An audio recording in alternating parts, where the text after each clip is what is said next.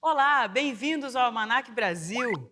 Amada pelo povão e desdenhada pela elite e pela crítica, a chanchada foi um dos primeiros gêneros de cinema com a cara do Brasil.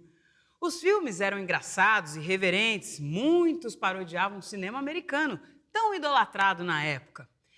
É uma página importante e divertidíssima da história do nosso cinema, que não poderia faltar no Almanac Brasil.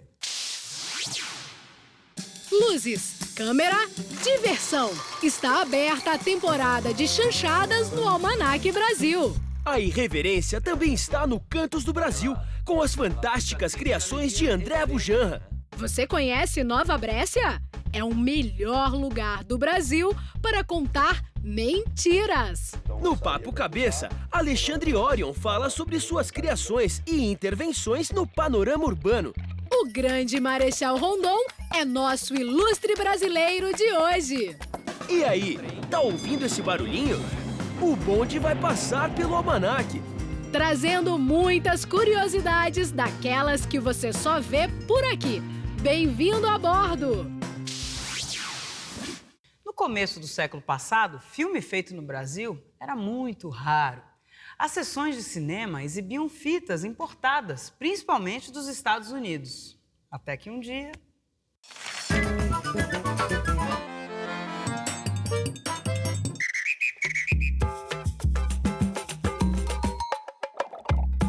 A chanchada já nasceu mal falada, começando pelo apelido que ganhou dos críticos. Pesquisadores afirmam que o termo vem do espanhol chancho, que significa porco, ou do italiano scienziata, discurso sem sentido.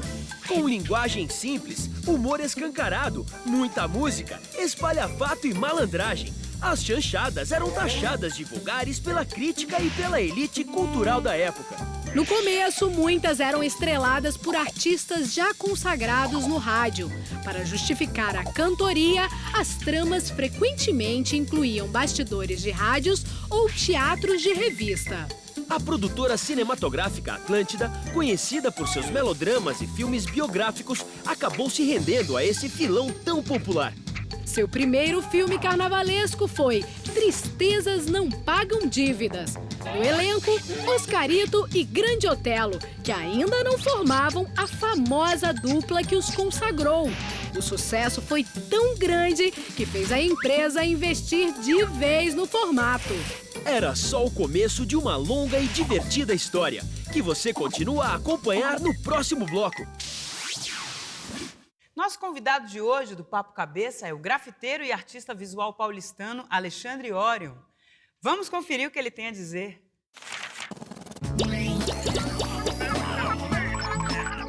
Desde o começo eu buscava um diálogo com a rua, um diálogo com as pessoas, de retratar moradores de rua. Então eu saía para pintar, encontrava aquelas pessoas e falava, vou retratar eles aqui. E aí tinha todo um diálogo, tinha toda uma troca naquele processo ali.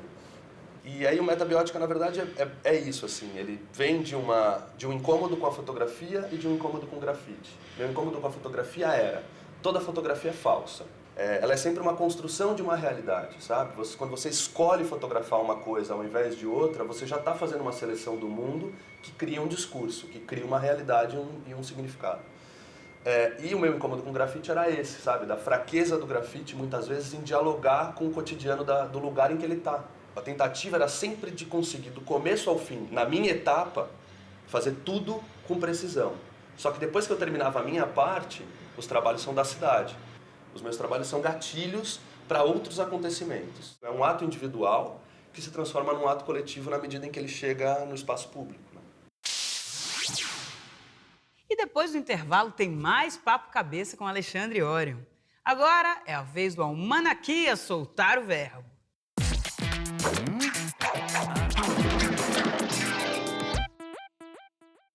Hoje eu trouxe para vocês uma palavrinha que, além de ampliar o seu vocabulário, é praticamente um trava-língua. Eu quero ver quem sabe o que é e quem consegue pronunciar a palavra prestidigitação. Prestar serviço de digitação. Prestativo, alguma coisa ligada a prestativo. A mão é mais rápida que o olho. digitar sem olhar. Houdini, Mandrake, David Copperfield. Esse pessoal todo era fera nisso. Mágica. Exato, meu velho. Valeu, olha só. É isso aí! Prestidigitação é sinônimo de ilusionismo. É a técnica de iludir o espectador com truques que dependem da agilidade e rapidez das mãos. Agora eu quero ver quem tem agilidade na língua para dizer um prato de trigo para 3 prestidigitadores. Corantes naturais são utilizados pela humanidade há mais de 5.000 anos. Serviram para tingir roupas, pele, cabelo, dar coloração aos alimentos, mas com o desenvolvimento da indústria química, eles foram caindo em desuso. Ainda são uma ciência doméstica praticada por muita gente.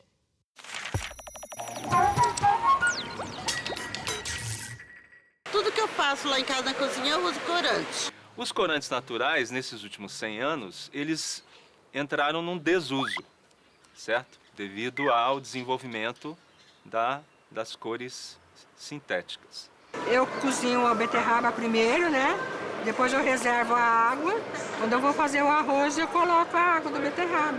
Você vai pegar o urucum seco, esfrega com fubá e põe para secar no sol. Depois peneira e fica o pozinho que dá para fazer frango, macarrão, tudo. Na natureza, uma das cores mais difíceis de se conseguir são vermelhos. Para tingir roupa, eu uso o chamate. Nesse contexto, a gente identifica uma série de matérias-primas que são também passíveis de produção de corantes naturais. Então a gente tem urucum, espinafre, alfafa. O foco hoje está muito na indústria alimentícia. Tudo tem que ser na quantidade certa. Se você ultrapassar a dosagem, já mascarou a mistura, já mascarou a comida, você já não vai sentir mais aquele sabor. Já fica uma coisa pesada, uma coisa ruim. Se algum cidadão de Nova Bressa te disser que vive na capital brasileira da mentira, pode acreditar.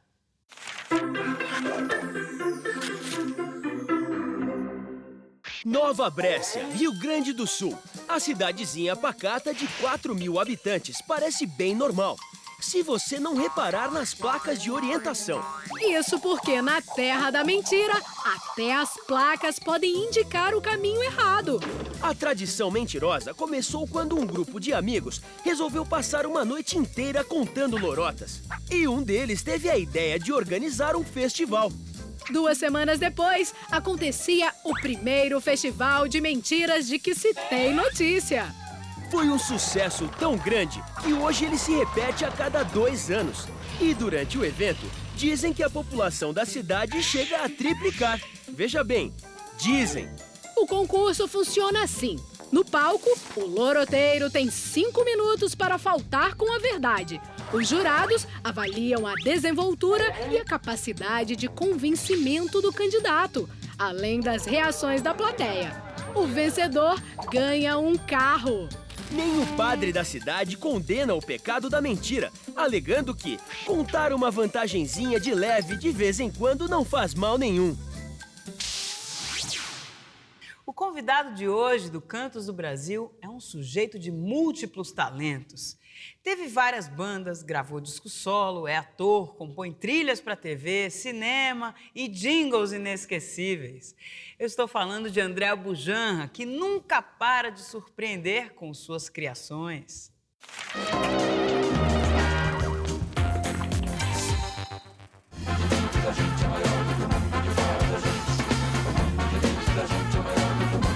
Eu descobri a música quando eu nasci.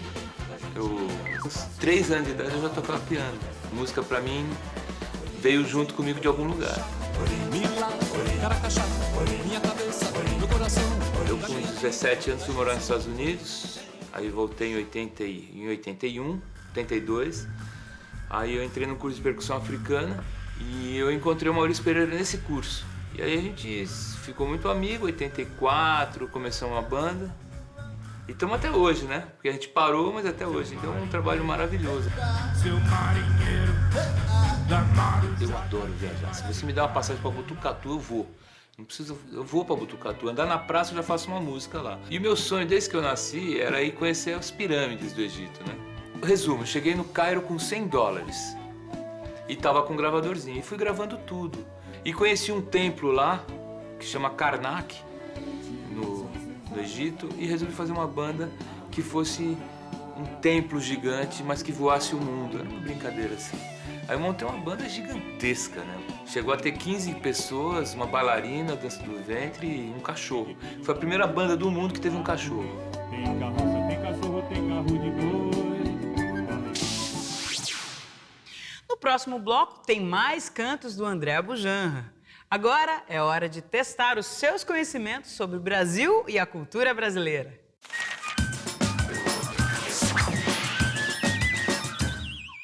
O desafio de hoje é para os cinéfilos de carteirinha desse Brasil afora. Eu quero saber qual foi o único filme 100% brasileiro a ganhar a Palma de Ouro em Cannes. Cidade de Deus. Central do Brasil, não é esse? Carandiru.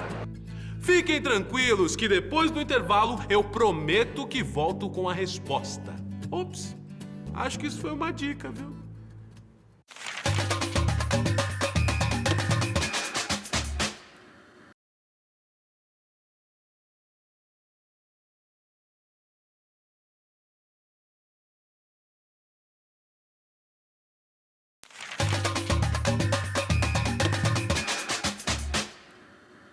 Relembrando o desafio do Brasiliômetro, eu perguntei: qual foi o único filme 100% brasileiro a ganhar a Palma de Ouro em Cannes?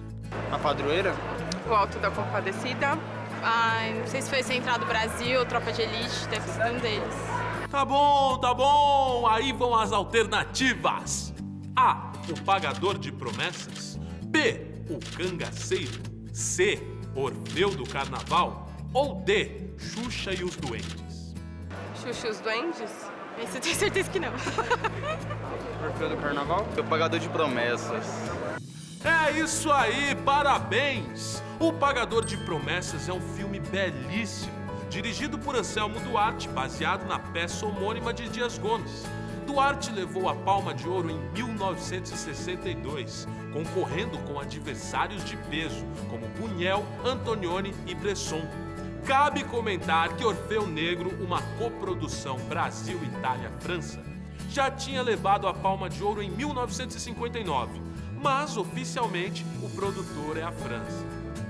Agora cá pra nós, se foi baseado na peça de Vinícius de Moraes, com trilha de Tom Jobim e Luiz Bonfá, atores brasileiros, e tem como cenário a Cidade Maravilhosa, como pode ser francês? É brasileiro também. Palmas para eles e viva o nosso cinema! Você já ouviu falar nos filmes da Atlântida? Pois saiba que a chanchada não seria chanchada sem essa produtora. Carnaval no fogo, Carnaval Atlântida, nem Sansão nem Dalila, matar ou correr. Muitas chanchadas parodiavam o cinemão americano, mas de um jeito bem brasileiro. Grande parte das tramas seguia uma espécie de fórmula infalível. Um mocinho e uma mocinha em perigo. Um cruel vilão e um atabalhoado cômico que acaba dando um jeito na situação. E os finais eram sempre felizes e grandiosos. A chanchada lançou uma geração de artistas consagrados, como Carlos Manga, Eva Todor, Norma Bengel, Jô Soares, Chico Anísio, Dercy Gonçalves e, entre eles, a dupla do barulho, que encantava as multidões. Oscarito e Grande Otelo. A parceria entre os dois resultou em dezenas de filmes de enorme sucesso. O público se identificava e muito com os personagens da dupla, que viviam situações inusitadas, hilárias e apaixonantes. E agora a gente conversa mais um pouquinho com o artista paulistano Alexandre Orion.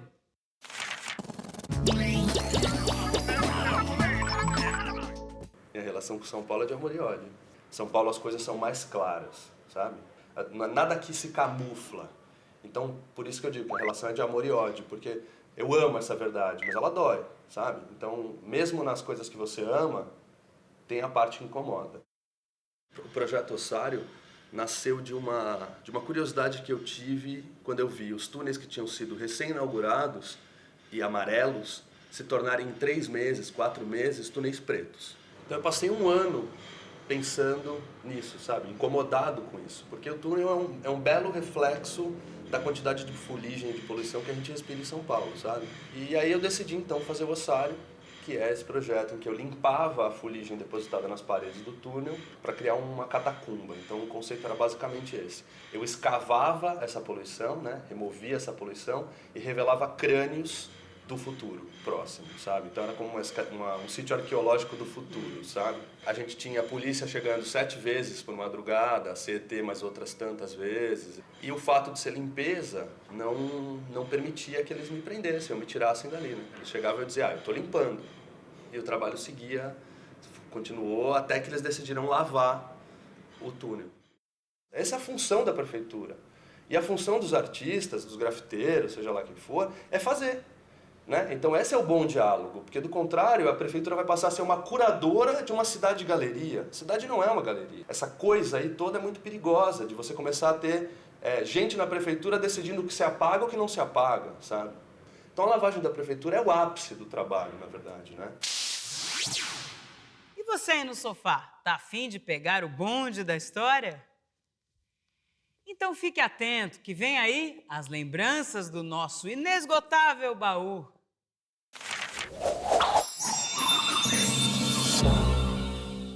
Todo mundo preferia pegar o bonde, que tinha mais, era um serviço contínuo. É um vagão, como se fosse um vagão de trem, os bancos, né? As laterais, uma época foi aberta, em outra época foi fechada. Era tranquilo, era um meio de transporte não poluente. E era muito gostoso. E o motorneiro me conhecia, então ele parava na porta da casa da minha avó. Eu era catatal. Tinham pontos do bonde, como tem ponto de ônibus. Pegava no ponto, às vezes pegava andando, dava uma corrida, pegava ele pelo estribo, quando era bonde aberto. A molecada das escolas do caminho subiam no bonde e desciam na moita, sem pagar, era normal. Fazia parte da própria configuração da cidade, você via as pessoas passando, né, segurando. Eu tenho muita saudade de São Paulo dessa época.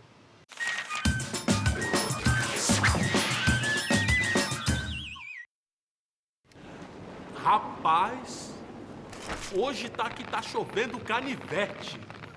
Calma, calma, é só uma expressão. Aliás, sabe de onde ela vem? Os povos de língua inglesa costumavam dizer que It's raining dogs and cats. Ou está chovendo cães e gatos quando acontece uma tempestade. Isso porque a mitologia nórdica associa os cachorros aos ventos e os bichanos às fortes chuvas. Há registros da expressão desde o século XVII. O aportuguesamento da expressão se deu pela sonoridade e assim dogs and cats se transformou em canivetes. Curioso, não? O fato é que está chovendo canivetes pegou e é usada até os dias de hoje. Na dúvida eu vou indo. É com você, Luciana! Pode deixar comigo, Almanaquias. Mestre Vitalino já foi tema do ilustre brasileiro com sua arte inconfundível de modelar bonecos de barro. O estilo conhecido como Escola de Caruaru é hoje famoso no mundo inteiro e é reproduzido por muitos bonequeiros da cidade. Nós fomos até lá para ver como é que se faz.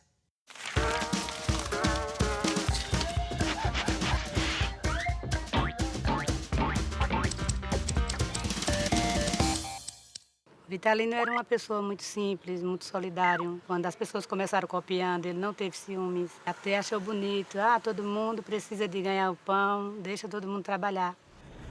O barro que a gente usa se chama massapê. Ele é tirado da margem do rio Pujuca, no Alto do Moura. Pila no pilão, peneira, depois amassa a gominha. Começa pelo corpo, depois faz a cabeça. Tem os instrumentozinhos de madeira que vai ajudando a fazer os detalhes. E vai colando com o barro mesmo. Aí eu carimbo a basezinha. Aí depois vai pro forno. Até ficar quentinho. Quando o boneco fica bem quente, é na hora que a gente joga muita lenha para fazer o cardeio, que a gente chama de cardeio, que é para tirar a cor escura que fica no barro e vir a cor vermelhinha. A parte da pintura é com pincelzinho, espinho de mandacaru. Eu uso vários tipos de tinta. Eu uso tinta esmalte, uso a tinta à base de látex. Vou buscando, comprando os pigmentos e vou fazendo misturas de cores para dar um colorido bem bonito. Ele pensou como poucos pensaram. Uniu o sonho do progresso aos ideais de paz e solidariedade. Nosso ilustre brasileiro de hoje é Cândido Rondon, o Marechal da Paz.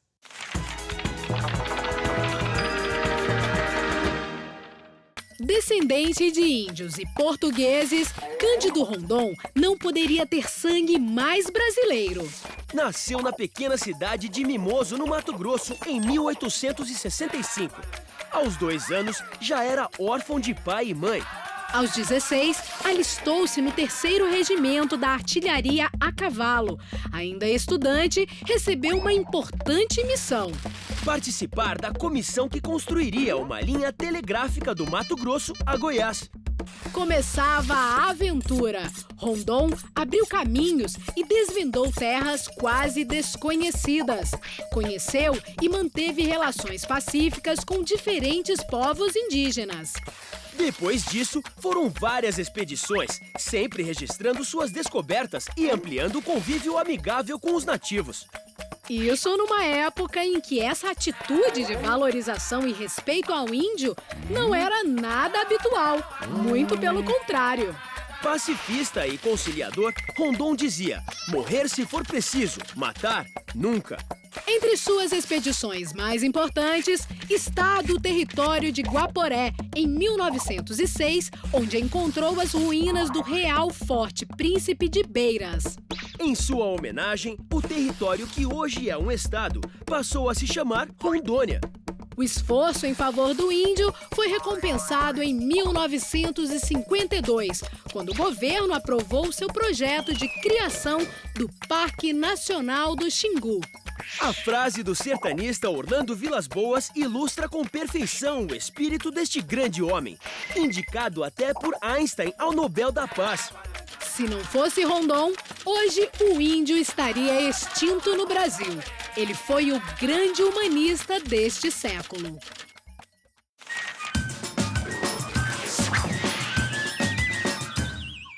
Quero ver quem adivinha de quem são estes olhos.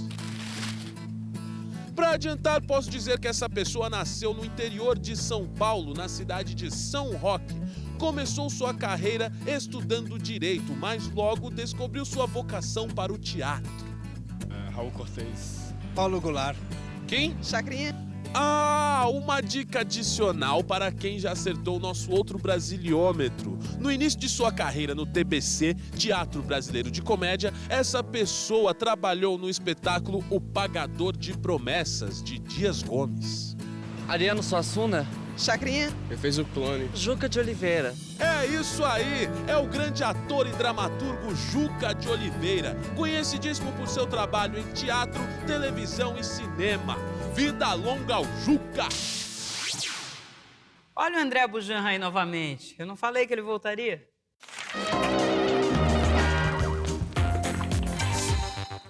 Meu pai Oxóssi, eu sou sua flecha. Me chamaram para tocar na África, no Zimbábue, o lugar mais pobre, mais triste que eu conhecesse. E aí à noite, depois de todos os shows, existiam umas festas. Tinham bandas africanas e todo mundo dançando, todo mundo muito alegre. E eu perguntei para eles como é que se fala alegria na língua de vocês, que é a Shona, né? Que é o dialeto deles. Mafaro. Então o Mafaro é um disco que fala sobre alegria mesmo, sabe? A pessoa, ela fica triste e a alegria é efêmera, né? Não, tem que ser o contrário. A tristeza é que tem que ser efêmera.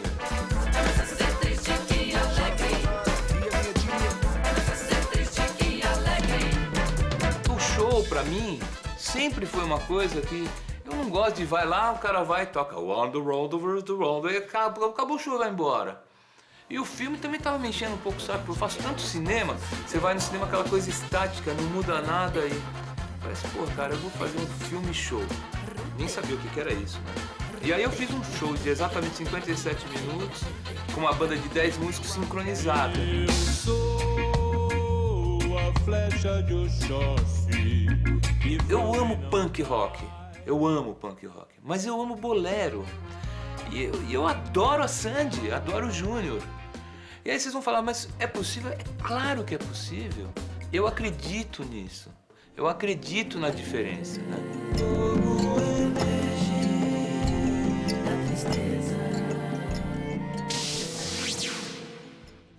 E assim chegamos ao final de mais um Almanac Brasil. Se você curtiu e quer mais, não precisa esperar até semana que vem, não. Estamos no site do Almanac, no Twitter, no YouTube. Afinal, tem sempre alguma brasilidade que você ainda não conhece. Até a próxima. Barriguinho sempre tem. Juvenar, vem tirar o leite. São 6 horas da manhã.